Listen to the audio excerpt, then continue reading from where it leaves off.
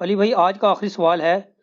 آج کل forex trading کا خوب چرچا ہے اور بہت سے لوگ اس جدید کاروبار سے وابستہ ہیں جس کے تحت کرنسی کی خرید و فروخت کا آن لائن کام کیا جاتا ہے۔ کیا کرنسی کے اتار چڑھاؤ سے ملنے والا نفع حلال تصور ہوگا؟ کیا بغیر کوموڈٹی کو شامل کیے اور بغیر محنت کے حاصل ہونے والی رقم اور نفع حلال تصور ہوگا؟ دیکھیں جی، پہلے تو یہ اپنے دماغ کا کیڑا نکال لیں کہ جو یہ پبلک کے اندر مشہور ہے نا کہ جو بھی مال و دولت آپ کو بغیر محنت کے حاصل ہو جائے وہ حرام ہے، تو یہ بالکل مت ہے، اس کی کوئی اصل نہیں ہے۔ ورنہ آپ پہلا علم الکلام پھکی والا جواب اینٹی وینم لے لیں کہ کچھ عرصہ پہلے ہی 60-70 ہزار پہ تولا تھا سونا، چند مہینوں میں وہ 1.25 لاکھ تک پہنچ گیا، ابھی بھی 1 لاکھ سے اوپر ہی ہے۔ تو میرے بھائی، بیٹھے بٹھائے لوگوں کو ملینز آف روپیز کا نفع ہوا ہے، جس کے پاس 50 تولے سونا ہے، 100 تولے سونا ہے، تو بغیر محنت کے، محنت کیا کچھ بھی نہیں کرنا پڑا ان کو۔ تو آپ یہ کہیں گے گھر بیٹھے بیٹھے جو سونے کی قیمت چڑھ گئی اس کی وجہ سے ان کو جو نفع ہوا ہے یہ حرام ہے؟ نعوذ باللہ۔ اس سے بھی اگلا ورژن بخاری اور مسلم میں کئی احادیث ہیں کہ صحابہ کرام علیہم رضوان اپنی زمینوں کو کرائے پہ دیا کرتے تھے یہودیوں کو، محنت یہودیوں کی ہوتی تھی، اور جب نفع ہوتا تھا تو وہ پرسنٹیج آپس میں تقسیم کرتے تھے۔ یہ سلیپنگ پارٹنر کا جو کنسیپٹ ہے، مداربہ جسے کہتے ہیں، مداربہ میں کیا ہوتا ہے؟ انویسٹمنٹ ایک بندے کی ہوتی ہے، محنت دوسرے کی۔ البتہ اس میں یاد رکھیے گا کہ اگر مداربہ والا کیس ہے نا، تو جب نقصان ہوگا نا تو نقصان سارا اس نے برداشت کرنا ہے جس کی انویسٹمنٹ ہے۔ جس نے محنت کی ہے نا اس نے نقصان نہیں پھر برداشت کرنا۔ وہ کہتے ہیں نقصان ہوا تو آدھا آدھا، نہ، نقصان ہوا تو پورا اس کا جس کے پیسے ہیں۔ وجہ یہ ہے کہ بیچارہ جس نے محنت کی اس کے پلے تو پہلے ہی کچھ نہیں ہے، آپ نقصان بھی اس پہ ڈالیں گے۔ دوسرا، اس بیچارے کی محنت ضائع ہوئی ہے، آپ کا مال ضائع ہوا ہے۔ اگر میں نے زمین کسی کو کرائے پہ دی کہ یہاں پہ تم فصل اگاؤ، فصل برباد ہو گئی، تو اب اس کا جو نقصان ہے وہ سارا میں نے برداشت کرنا ہے۔ اگانے والے کی محنت ضائع ہوئی، میرا مال ضائع ہوا۔ اس بیچارے کی محنت بھی گئی، الٹا آپ اس کے اوپر پلنٹی بھی ڈالیں تو یہ تو ظلم کا نظام ہے، اس لیے یہ نہیں چل سکتا۔ اور اس میں ایک اور بات میں عرض کر دوں، یہ منافع کی بھی جو شرح ہے نا، جو پبلک میں مشہور ہے کہ جی اتنا منافع آپ لے سکتے ہیں، اتنا نہیں لے سکتے، جتنا مرضی آپ منافع لیں، اس کے اوپر چیک جو ہے نا وہ اوپن مارکیٹ رکھے گی، بلیک مارکیٹنگ نہ ہو۔ تو سر آپ آلو کو 1 لاکھ روپے کلو بیچیں، انشاءاللہ آپ سے لے گئی کوئی نہیں، اللہ یہ کہ آپ پوری مارکیٹ کا آلو اٹھا کے بلیک مارکیٹنگ شروع کر دیں۔ تو بلیک مارکیٹنگ، ذخیرہ اندوزی نہیں ہونی چاہیے، منافع آپ جتنا مرضی، تو وہ خود کنٹرول کرتی ہے مارکیٹ۔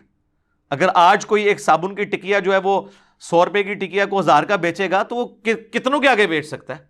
دوسرے مارکیٹ میں آئیں گے، وہ کہیں گے جی ہم 100 روپے کی بیچیں گے، ان کی بکے گی، اس کی بکے گی نہیں۔ تو یہ خود بخود اللہ نے نیچرل سسٹم ایسا بنایا ہے کہ ذخیرہ اندوزی نہ ہونا، منافع آپ جتنا مرضی لیں۔ یہ تو ظلم ہے کہ اگر کوئی شخص کہے کہ 2 ایک طرح کا منافع لیں گے۔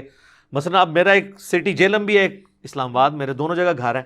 اسلام آباد میں I-10 کے پاس جو ہے نا مرکزی منڈی موجود ہے، منڈی سے آپ آلو اٹھاتے ہیں سپوز 20 روپے کلو، اور وہ آلو آپ I-10 مرکز میں پاس جا کے 40 روپے کلو بیچ لیں گے، کیونکہ I-10 مرکز کے اندر دکان کا ایوریج کرایہ 20,000 25,000 روپے ہے۔ لیکن اب آپ یہ ایکسپیکٹ کریں کہ F11 میں جا کے وہی 20 روپے کلو آلو اٹھانے والا وہاں بھی 40 کے بیچے، سر وہاں وہ 70 میں بیچے گا، کیونکہ اس کی دکان کا کرایہ 30-40 ہزار روپیہ، پھر وہ ٹرانسپورٹیشن کاسٹ بھی ہے۔ یہ اسلام آپ پہ کبھی قدغن لگا ہی نہیں سکتا کہ آپ نے اتنے % منافع لینا ہے۔ ہاں، باقی جو ریٹیل کی قیمت ہے اور تھوک والی قیمت کا اور پرچون کی قیمت کا جو پورے ملک میں سپلائی مین کمپنیاں کرتی ہیں وہ تو ٹھیک ہے کہ ایک گھی کے ڈبے کی کراچی میں جو قیمت ہے پشاور میں وہی ہوگی، اس کی وجہ ہے کہ وہ ٹرانسپورٹیشن کاسٹ کمپنی برداشت کر رہی ہوتی ہے، وہ تو آپ ریٹ اوپر نیچے نہیں کر سکتے، یہ ذہن میں رکھیے گا، وہ تو جرم ہے، اس لیے اس کی قیمت اس کے اوپر لکھی ہوئی ہوتی ہے۔ تو گورنمنٹ جو چیزیں کنٹرول کر رہی ہوتی ہے وہ اپنی جگہ۔ اب یہ رہ گیا فاریکس ٹریڈنگ کا، یہ بیسیکلی ورڈ ہے فارن ایکسچینج ٹریڈنگ، یعنی جو دوسرے ملک کی جو کرنسی ہے اس کی ایکسچینج کی تجارت، تو اسے یعنی اکٹھا کر کے فاریکس ٹریڈنگ پڑھ دیا جاتا ہے ایک مختصر طور کے اوپر، جس طرح نیشنل جغرافک کو نیٹ جیو کہا جاتا ہے، حالانکہ وہ نیشنل جغرافک چینل ہے، تو نیشنل میں سے NAT لے لیتے ہیں اور جیوگرافک میں سے GEO تو کہتے ہیں نیٹ جیو چینل، حالانکہ وہ پورا ورڈ یہ ہے۔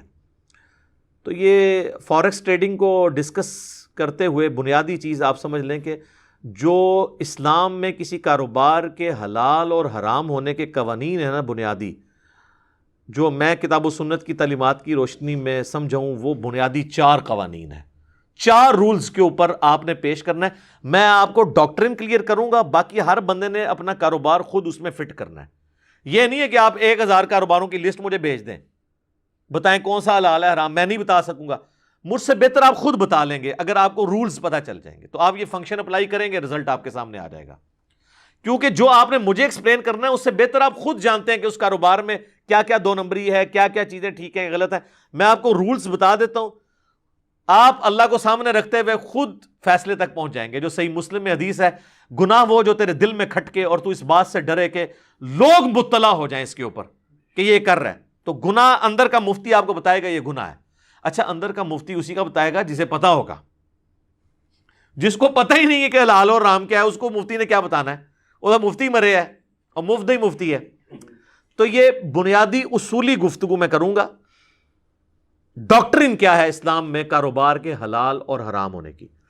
پہلا رول یہ ہے کہ آپ جو کاروبار کر رہے ہیں وہ حلال پروڈکٹ کا کاروبار ہونا چاہیے، حلال چیز کی خرید و فروخت، سبزی، گوشت، اس کے علاوہ باقی جو پروڈکٹس ہم گھی، چینی، دالیں استعمال کرتے ہیں، پروڈکٹ حلال ہونی چاہیے۔ یا پروڈکٹ تو کھانے میں حرام ہے لیکن اس کی تجارت حلال ہے، جس طرح گدا آپ خرید و فروخت تو کر سکتے ہیں لیکن پکا کے کھا نہیں سکتے۔ ہاں، ہوٹل والے آپ کو زبردستی کھلا دیں اولادہ بات ہے، ان بیچاروں کو تو نہیں پتا جو کھا رہے ہوتے ہیں۔ لیکن گدے کی خرید و فروخت حرام نہیں ہوگی اس وجہ سے کہ اس کا گوشت حرام ہے، اس کی وجہ یہ ہے کہ وہ دوسرے پرپس کے لیے استعمال ہوتا ہے، ٹرانسپورٹیشن کے لیے۔ تو اس اعتبار سے یہ اس پہ فتویٰ نہیں لگے گا۔ البتہ اگر کوئی شراب کی خرید و فروخت کرتا ہے تو کتنی احادیث ہیں بخاری مسلم میں، ترمذی میں ڈیٹیل کے ساتھ، تو وہ تو 10 چیزیں گنوائی گئی ہیں، شراب اٹھانے والا، لے جانے والا، لوڈ کرنے والا، ان لوڈ کرنے والا، بیچنے والا، خریدنے والا، سب پہ نبی اسلام نے ایک ایک کا نام لے کے لعنت فرمائی ہے۔ اسی طریقے سے جو نشاور چیزیں ہیں، ہیروئن کو اسمگل کرتا ہے، تو اب یہ نہیں کہہ سکتا جی، وہ جس طرح KP میں ایک مشہور ہم نے ایک لطیفہ سنا ہے، جو اسمگلر ہے وہ کہنے لگا دیکھو جی گدا بھی تو کھانا حرام ہے نا، کاروبار تو حلال ہے، تو ہیروئن کا نشہ حرام ہے، ہیروئن کا کاروبار تو حلال ہے نا؟ نہیں، نشاور چیزوں کا کاروبار بھی حرام ہوگا۔ تو یہ پہلی شرط ہے کہ پروڈکٹ حلال ہو، اس کا کاروبار حلال ہوگا، یا پروڈکٹ کھانے میں تو حرام ہے لیکن ویسے اس کا کاروبار آپ کر سکتے ہیں، جس طرح میں نے آپ کو گدھے کی مثال دی کہ کھانے میں حرام ہے لیکن وہ دوسرے کاموں میں استعمال ہوتا ہے، تو آپ اس کا کاروبار بھی کر سکتے ہیں۔ دوسرا رول یہ ہے کہ کاروبار میں غرر، عربی میں کہتے ہیں دھوکے کو، یہ نہیں ہونا چاہیے، ملاوٹ نہیں ہونی چاہیے، بالکل ہر چیز کرسٹل کلیئر ہونی چاہیے۔ غرر آ گیا، سامنے کچھ اور آپ نے رکھا ہے، اندر کھاتے اور کوئی کام ڈال رہے ہیں، غرر اور دھوکہ آ گیا، تو اس کی وجہ سے آپ یہ دیکھ لیں یہ پلاٹوں کا جو کاروبار ہو رہا ہے اور فائل کی قیمت کہاں سے کہاں تک چڑھاتے ہیں، خود مارکیٹ کے اندر پیسہ پھینک کے یہ غرر کر رہے ہوتے ہیں۔ تو یہ تو پھر یہ وہ گناہ ہے جو آپ کے دل میں کھٹکتا ہوگا کہ آپ یہ کیا حرکت کر رہے ہیں۔ غرر اور دھوکہ نہیں ہونا چاہیے۔ اس میں وہ سپورٹیو حدیث ہے صحیح مسلم کی، نبی الاسلام ایک اناج کے ڈھیر کے پاس سے گزرے، آپ نے اپنی مبارک انگلیاں اس میں داخل کی تو وہ گیلی تھی، آپ نے کہا یہ کیا ہے؟ کہ یا رسول اللہ رات کو بارش ہوئی تھی تو آپ نے فرمایا کہ اگر بارش ہوئی تھی اور یہ پانی نیچے اندر تک پہنچا، اوپر والا تو خشک ہو گیا نا، کیونکہ نیچے بہہ گیا نا، اوپر سے خشک، تو آپ فرمایا تیرا کام تھا کہ یہ جو گیلی والی گندم ہے اس کو اوپر کرتا تاکہ لوگ اس کے عیب کے اوپر مطلع ہوتے۔ اور پھر آپ نے فرمایا من غشا فلیس منی، جس نے ملاوٹ کی اس کا مجھ سے کوئی تعلق نہیں ہے۔ یہ جو آپ نے اکثر 2 نمبر دودھ بیچنے والوں کی دکان کے بارے یہ حدیث لکھی ہوتی ہے نا، من غشا فلیس منی، جس نے ملاوٹ کی وہ ہم میں سے نہیں، یہ پوری حدیث اس طرح ہے کہ ایک پریکٹیکل واقعہ ہوا تھا کہ جس نے ملاوٹ کی وہ ہم میں سے نہیں۔ اچھا، تیسرا رول یہ ہے کہ جو اشیاء خرد و نوش ہیں جو بیسک نیڈ کی چیزیں ہیں، آلو، ٹماٹر، پیاز، کھانے پینے کی چیزیں، ان میں بلیک مارکیٹنگ الاؤ نہیں ہے، ذخیرہ اندوزی. لیکن یہ بیسک نیڈ کی چیزیں، جو بیسک نیڈ کی چیزیں نہیں ہیں، اس میں کوئی شخص کوئی چیز سٹور کر کے رکھتا ہے اور بعد میں جب مہنگی ہوتی ہے بیچ دیتا ہے، اس میں کوئی حرج نہیں ہے. لیکن جو بیسک نیڈ کی چیزیں ہیں، جو لوگوں کی ضرورت ہے، وہ اٹھاتا ہے تو وہ ذخیرہ اندوزی ہے. اس کے بارے میں صحیح مسلم میں حدیث ہے، ذخیرہ اندوزی کرنے والا گناہگار ہے. اور سنن ابن ماجہ میں حدیث ہے، نبی علیہ السلام نے فرمایا کہ جو شخص غلہ مسلمانوں کا ذخیرہ کر لے گا اور یعنی بلیک مارکیٹنگ کرے گا تو اللہ تبارک و تعالی اس کو جزام یعنی کوڑ کے مرض میں اور افلاس کے مرض میں ڈال دے گا. تو آپ دیکھ لیں کتنے بڑے بڑے ہیں، اتنا کما کے بھی نا افلاس کے مرض میں مبتلا ہے. یا تو یہ ہے کہ اتنا ہی نکل جاتا ہے یا کھانا نصیب نہیں ہوتا، معدے کا السر ہو جاتا ہے، بس اب آپ نوٹ چاٹ لو. اولاد جو ہے وہ ایسی نافرمان نکلتی ہے کہ اسی باپ کو قتل کر کے تو سب کچھ ہتھیار لیتی ہے. تو کئی معاملوں میں مفلسی آ جاتی ہے. افلاس بہت ڈیٹیل معنوں میں ہے، صرف پیسے کا افلاس نہیں ہے، وفادار بیوی نہیں ملے گی، یہ افلاس ہو جائے گا، اچھے دوست نہیں ملیں گے، یہ افلاس ہو جائے گا. تو ذخیرہ اندوزی نہیں ہونی چاہیے. اور چوتھا رول یہ ہے کہ جوا یا سود، اسپیسیفکلی سودی لین دین اس میں نہیں ہونا چاہیے، کیونکہ سورۃ البقرہ کی آیت نمبر 279 میں اللہ تعالیٰ نے فرمایا کہ جو لوگ سود کھا رہے ہیں، اللہ اور اس کے رسول سے اعلان جنگ ہے ان کا. یہ واحد گناہ ہے جس پہ یہ وعید ہے. اتنی بڑی وعید کسی اور گناہ کے لیے نہیں. اور ڈاکٹر سرار صاحب کی بات میں انڈورس کروں گا، انہوں نے بہت پیاری بات کی تھی کہ جس طرح عقیدے میں سب سے بڑا گناہ شرک ہے نا، اعمال میں سب سے بڑا گناہ سود ہے. آج پوری دنیا میں جو یہ کیپٹلزم کا جو فتنہ ہے، یہ سودی نظام کے ذریعے تو استحصال ہو رہا ہے غریب لوگوں کا. امیر امیر تر ہو رہے ہیں، غریب غریب سے غریب تر ہو رہے ہیں. تو سودی کاروبار نہیں ہونا چاہیے. اور صحیح مسلم میں حدیث ہے، وہ تو بڑی ڈیٹیل ہے، سود لکھنے والا، لکھوانے والا، اس کی گواہی دینے والا، کھانے والا، کھلانے والا، سب پہ نبی علیہ السلام فرمایا اللہ کی لعنت ہے. بولے اعوذ باللہ تعالی. تو یہ 4 میں نے آپ کو رولز بتا دیے. نمبر 1، پروڈکٹ حلال ہو، یا پروڈکٹ کھانے میں تو حرام ہے لیکن اس کی تجارت حلال ہو تو درست ہے. نمبر 2،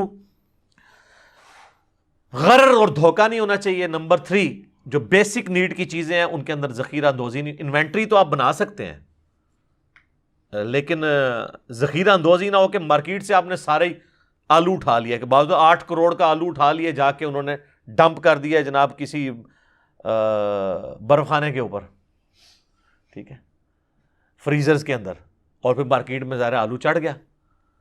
یہ چیز نہیں ہونی چاہیے. تو ویسے تو اب بیسک نیڈ میں تو آلموسٹ ساری چیزیں، اب آج کے دور میں تو ویسے اگر آپ دیکھیں تو موٹر سائیکل بھی بیسک نیڈ ہے، فریج بھی بیسک نیڈ ہے. یعنی جو بھی استعمال کی چیزیں ان کی آپ نے ذخیرہ اندوزی نہیں کرنی. اور چوتھا رول ہے کہ سودی انوالومنٹ اس کے اندر نہیں ہونی چاہیے. تو یہ 4 رولز ہیں. اس کے اندر اب جو کاروبار فال کرے گا ان 4 رولز میں جو ممانعت ہے اس سے بچ جائے گا، وہ حلال ہوگا، ادروائز وہ پھر حرام تصور کیا جائے گا. اب باقی میں نیٹی گریٹیز میں اگر پڑھ جاؤں، یعنی پلاٹوں کی فائلوں کا کاروبار ہو گیا، اسی طریقے سے کرپٹو کرنسی، بٹ کوائن یا ون کوائن، اور اسلامک بینکنگ اور گولڈ کا کاروبار، اس کے اوپر الگ سے میری کئی ویڈیوز ریکارڈڈ ہیں. وہ انشاءاللہ ہم اس کی ڈسکرپشن میں ڈال دیں گے. اور میں آپ کو بتاؤں، ہم جتنی کریٹیکل ویڈیوز ہوتی ہیں نا، ڈسکرپشن میں ان کے لنکس ڈالتے ہیں اور پھر کامنٹس میں ڈال کے بھی اسے پن کر دیتے ہیں. پھر بھی بعض لوگ نیچے لکھ رہے ہوتے ہیں اس کے بارے میں بتائیں. تو تھوڑی محنت کر لیا کریں آپ بھی، ٹھیک ہے نا. اب آپ کے منہ میں جا کے ڈالیں کلپ، اور ہر کلپ میں ہر بات تو نہیں ہو سکتی، ورنہ تو ہر کلپ جو ہے وہ آدھے پونے گھنٹے 2 گھنٹے کا ہونا شروع ہو جائے گا. تو وہ ٹاپک وائز ڈسکس کر رہے ہوتے ہیں، تو میں اس کو یعنی یہاں پہ ڈسکس نہیں کروں گا. اور میں آپ لوگوں سے ریکویسٹ کروں گا کہ یہ مشکات المصابیح، جسے میں نے انسائکلوپیڈیا آف حدیث ڈکلیئر کیا ہے، اس پہ میرا ڈیٹیل لیکچر بھی ہے اس کے تعارف کے اوپر، یہ آپ ضرور پڑھیں. یہ اہل سنت کی مین سٹریم کی جو 6 کتابیں ہیں، بخاری، مسلم، ابو داؤد، ترمذی، نسائی، ابن ماجہ، اس کے نوٹس ہیں. اس میں ایک پورا چیپٹر ہے 2 جلد کے اندر، کتاب البیوع. PDF ڈاؤن لوڈ کر لیں ہماری ویب سائٹ ahlsunnatpak.com سے، فری ڈاؤن لوڈ کریں. کتاب البیوع چیپٹر ہے، یعنی یہ جو کاروبار والا چیپٹر، اس میں 282 احادیث ہیں، آلموسٹ 300 کے قریب. 282.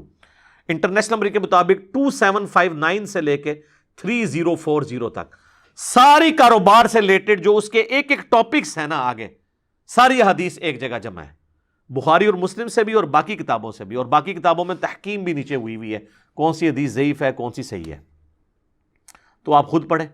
اب آ جائیں فوریکس ٹریڈنگ کی طرف. فورن ایکسچینج ٹریڈنگ، جس کو مختصر کر کے ہم فوریکس ٹریڈنگ کہتے ہیں.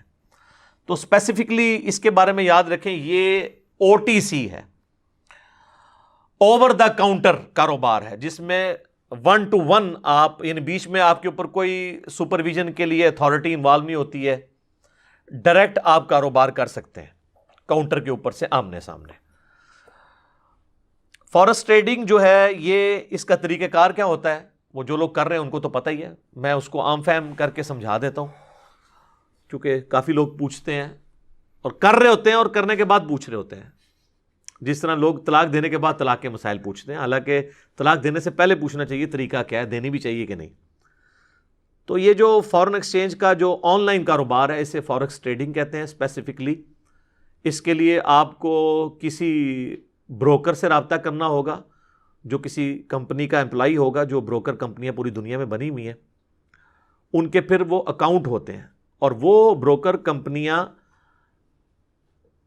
اسٹاک ایکسچینج کمیشن کے پاس رجسٹرڈ ہوتی ہیں. بعض تو بغیر نہ آگے کوئی نہ پیچھے کوئی بروکر پھر رہے ہیں، ان کی کوئی گارنٹی نہیں، وہ آپ کا مال لے اڑیں گے اور آپ کوئی کلیم نہیں کر سکتے. میں ان بروکرز کی بات کر رہا ہوں، اور اس کے لیے ان کی ویب سائٹ کے اوپر آپ جائیں اسٹاک ایکسچینج کی، تو پوری لسٹ ہوگی کون کون سی کمپنی رجسٹرڈ ہے. تو وہ لیگل کاروبار ہے. اگر وہ کمپنی بھاگے گی نا، تو اسٹاک ایکسچینج اس چیز کی پابند ہے کہ وہ آپ کو اس نقصان کو پورا کر دے گی. تو آپ ایسے بروکرز کے ساتھ رابطہ کریں جو کسی ایسی کمپنی سے وابستہ ہیں، اور وہ پھر اکاؤنٹ بھی کمپنی کا آپ کو بتائیں گے. تو آپ اپنے کسی بھی اکاؤنٹ سے جو عام بینک کے اندر کھلا ہوا ہے، ان کے اکاؤنٹ کے اندر آن لائن پیسے ٹرانسفر کر کے اس کمپنی کے تھرو فیسلٹی حاصل کر سکتے ہیں کہ آپ ایک اتنی بڑی دنیا کی گلوبل مارکیٹ تک پہنچ جائیں گے. دنیا کے کسی ملک کے اندر بھی آپ کی انویسٹمنٹ جا سکتی ہے کاروبار کے اعتبار سے. تو مینلی یہ فوریکس ٹریڈنگ جو ہے وہ تعلق رکھتی ہے. اچھا، یہ جو میں باتیں کروں آپ یہ نہ سمجھیں کہ میں نے کوئی انویسٹمنٹ کی ہوئی ہے، نہ میں نے کی ہوئی ہے، نہ آپ کو اس کے فضائل سنا رہا ہوں، نہ میرا کوئی مستقبل میں کرنے کا ارادہ ہے. میں صرف آپ کو اس وقت ایک ریلیجس ایشو کے طور پہ اسے ڈسکس کر رہا ہوں، کیونکہ اکثر لوگ سوال کرتے تھے. تو وہ اس میں پھر جب آپ اس بروکر کے تھرو اتنی بڑی گلوبل مارکیٹ میں پہنچ جاتے ہیں، تو پھر آپ آن لائن کرنسی مختلف ملکوں کی خرید سکتے ہیں. اور مینلی تو 3 کرنسیاں جو بڑی ہیں، ڈالر ہے، یورو ہے اور پاؤنڈ ہے. اس کے اتار چڑھاؤ کے اعتبار سے جو اس کی قیمت چڑھتی جا رہی ہے، ملکوں کے آپس میں اکانومیز چل رہی ہوتی ہیں، اس کی وجہ سے بعض کا آپ دیکھتے ہیں ڈالر اوپر چلا گیا، پاؤنڈ نیچے آ گیا، اوپر چلا گیا. اس اتار چڑھاؤ کی وجہ سے آپ کو پروفٹ ہو جاتا ہے. تو اور وہ پروفٹ کا کچھ حصہ جو ہے وہ اس اعتبار سے کچھ ٹیکسز میں کٹ جاتا ہے، کچھ بروکر کو بھی اس کا فائدہ ہو جاتا ہے، کچھ آپ کو بھی ہو جاتا ہے. تو یہ بالکل حلال ہے، کرنسی کا کاروبار ہے. یہ پیسے کے بدلے پیسہ نہیں ہے. پیسے کے بدلے پیسہ تب ہے جب دونوں طرف ڈالر ہی ہو، ڈالر کے بدلے ڈالر ہو رہا ہو. تو ایسا نہیں ہوتا آپ ڈالر خریدتے ہیں، اس کی جو ڈالر کی قیمت چڑھتی ہے، اسی طریقے جو میں نے بتایا، آپ نے سونا خریدا اور بیٹھے بیٹھائے سونے کی قیمت چڑھ گئی، تو اس کاروبار کو کون حرام کہے گا؟ ٹھیک ہے. تو وہ ظاہر کمپنی آگے کاروبار کر رہی ہوتی ہیں. آپ تو یہ مینلی یعنی کرنسی کے سے ریلیٹڈ جو چیز ہے فوریکس ٹریڈنگ ہے. ویسے اور کیٹیگریز بھی ہیں، کموڈٹی بھی ہے. آپ گولڈ آن لائن پرچیز کر سکتے ہیں، سلور پرچیز کر سکتے ہیں، آئل پرچیز کر سکتے ہیں، گندم پرچیز کر سکتے ہیں. تو یعنی وہ آپ اس کمپنی کے تھرو، ظاہر ہے وہ آگے تو پھر اس ڈیٹیل تک تو ہم نہیں جاتے کہ وہ آگے کس طریقے سے، اسٹاک ایکسچینج کے اوپر ہی اعتبار ہے کہ وہ اس اعتبار سے چل رہے ہیں. باقی اس میں پھر وہی رول ہوگا کہ کوئی حرام چیز نہیں ہونی چاہیے. یہ نہ ہو کہ آپ شراب کے اندر انویسٹمنٹ کر لیں ایز اے پروڈکٹ، تو چاہے سارا طریقہ حلال ہو، لیکن چونکہ پروڈکٹ حرام ہے، سب کچھ حرام ہو جائے گا. تو پروڈکٹ حلال ہی ہونی چاہیے، کموڈٹی حلال ہی ہونی چاہیے. تو کموڈٹی والا بھی ایک اس میں پورشن لائی کر رہا ہوتا ہے. یعنی یہ 2 مینلی میں نے آپ کو بتا دیے. تیسرا ہے کمپنیز کے شیئرز بھی آپ لے سکتے ہیں. مثلا کوئی بوئنگ کے شیئر لے لیتا ہے، PSO کے لے لیتا ہے، پیکیجز کے لے لیتا ہے. سگریٹ کی کمپنی کے نہ لیں شیئر، وہ سلو پوائزننگ ہے. تو جو کمپنیاں حلال کاروبار کر رہی ہیں، اس طرح جو بینک سودی کام کر رہے ہیں اسلامک بینک سے ہٹ کے، وہ بھی خیر پیور نہیں ہے لیکن کسی حد تک چلیں کوشش تو ہے، تو ان کے بھی آپ شیئرز نہ خریدیں، وہ آپ نے خود فیصلہ کرنا ہے کہ میں، تو یہ تین یعنی مین ہوگی چیزیں، فارن کرنسی کے اندر انویسٹمنٹ، کموڈٹی کے اندر gold, silver, oil, natural gas, کوئی بھی ریسورسز اس کے اندر، اور تیسری کسی کمپنی جو کہ کام کرتی ہے اس طرح کے جو سروسز پرووائڈ کرنے والی کمپنیاں ہیں، بعض اوقات یعنی معدنیات اکھاڑنے والی کمپنیاں ہوتی ہیں، مختلف جگہ سے دریافت کرتی ہیں، آئل ڈگنگ کمپنی ہیں، تو ان کے شیئرز کے اوپر نیچے پھر ڈیویڈنڈ بھی آپ کو پروفٹ بھی ملتا رہتا ہے، پروفٹ لاس کی بنیاد کے اوپر ہوتا ہے، وہ پیسے کے بدلے پیسہ نہیں ہوتا بلکہ انویسٹمنٹ کاروبار کے اگینسٹ ہوتا ہے، تو وہ بالکل حلال ہے۔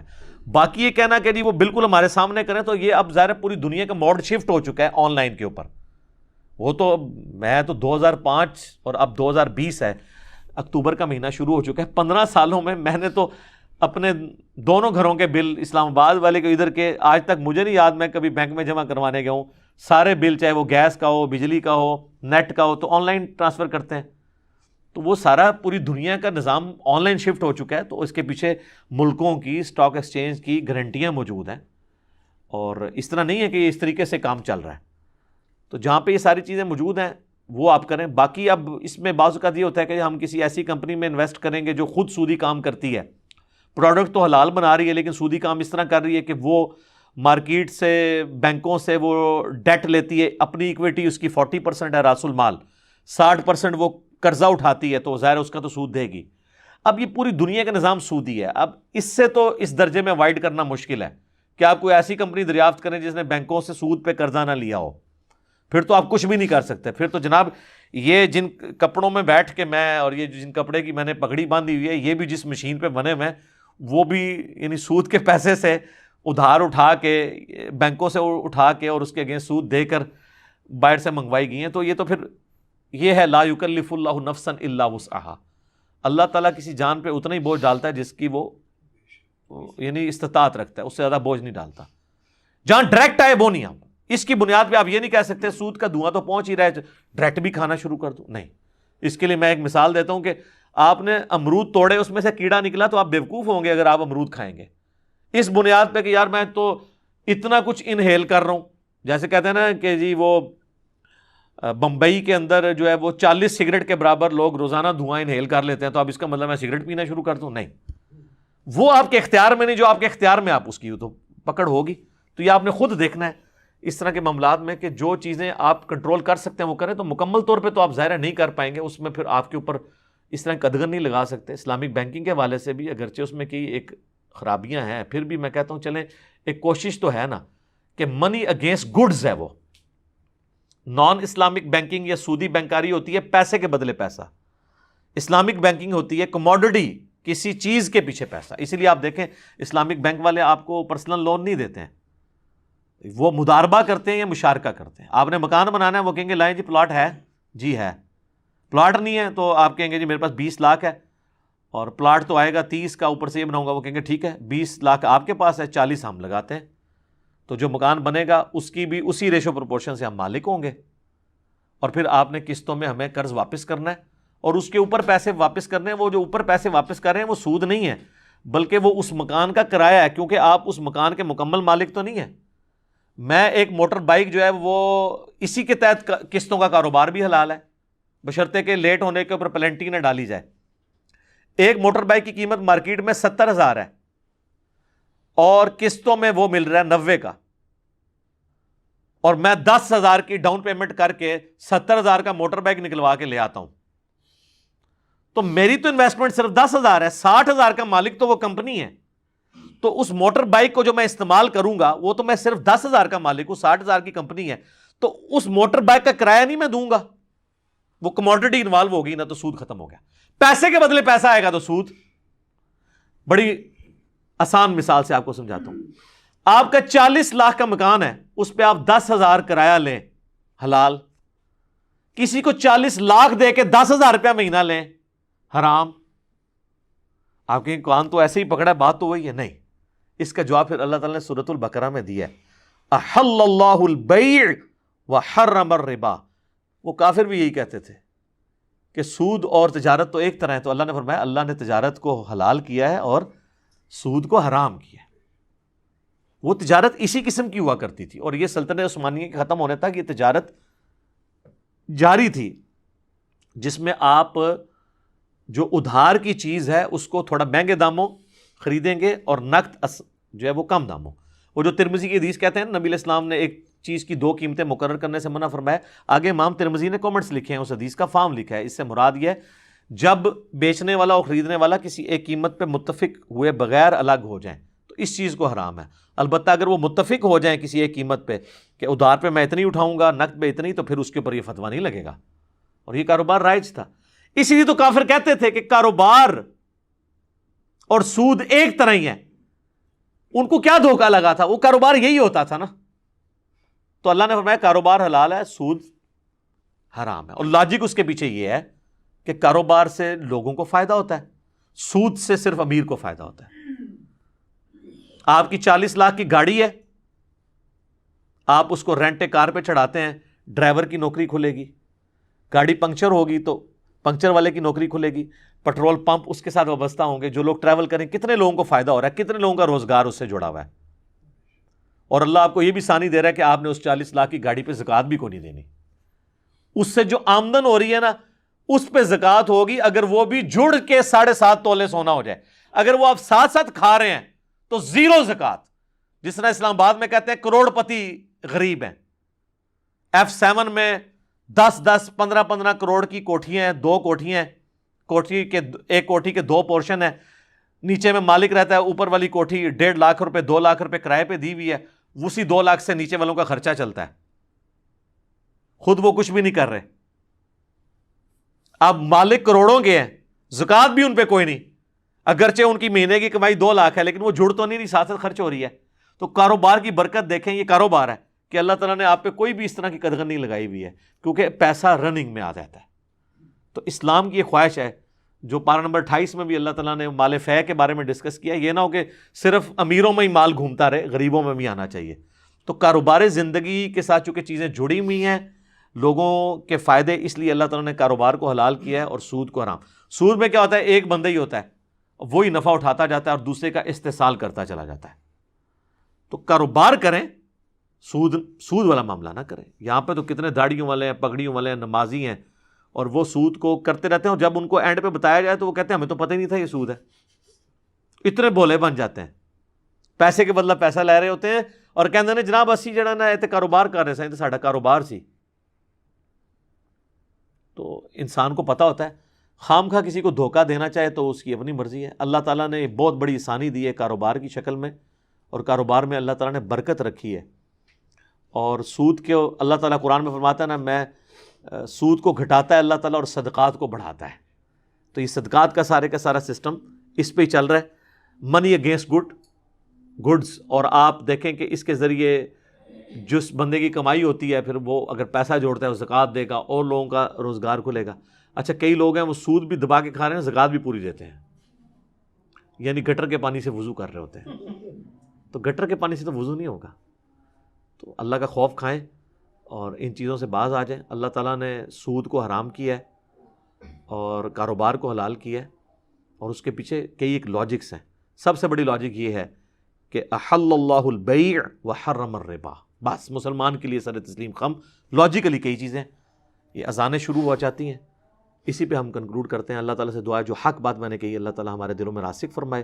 اگر جذبات میں میرے منہ سے کوئی غلط بات نکل گئی تو اللہ تعالیٰ ہمارے دلوں سے ہی معاف کر دے, ہمیں معاف بھی فرما دے, ہمیں کتاب و سنت کی تعلیمات پر عمل کر کے دوسرے بھائیوں تک پہنچانے کی توفیق عطا فرمائے. سبحانک اللہم و بحمدک اشہد ان لا الہ الا انت استغفرک و اتوب الیک وما علینا الا البلاغ المبین. جزاکم اللہ خیرا.